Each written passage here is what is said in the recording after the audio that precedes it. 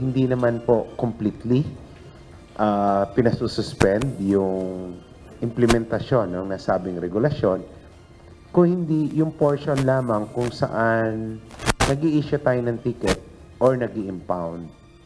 Kasunod ng isang buwang grace period na iniutos ni Pangulong Ferdinand Marcos Jr.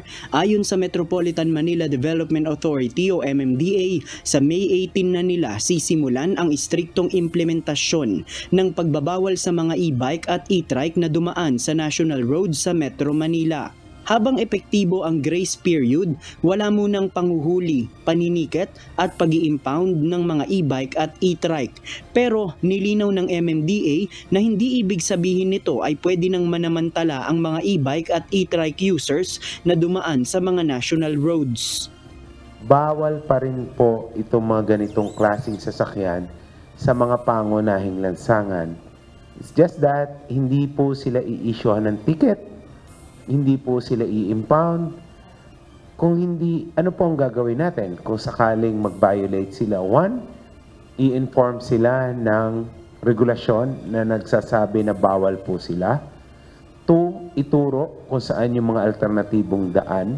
At 3, mag-comply doon sa LTO regulations regarding registration ng ganitong klaseng vehicle at pagkuha ng lisensya.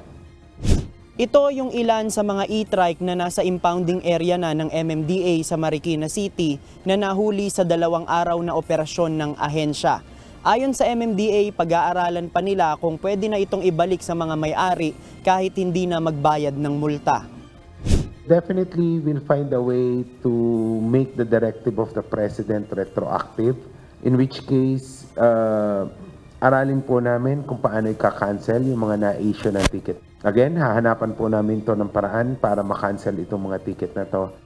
Ayon sa MMDA, sa loob ng 1 buwan na grace period, palalakasin nila ang information drive para magturo ng mga alternatibong ruta sa mga e-bike at e-trike users na patuloy na masisita.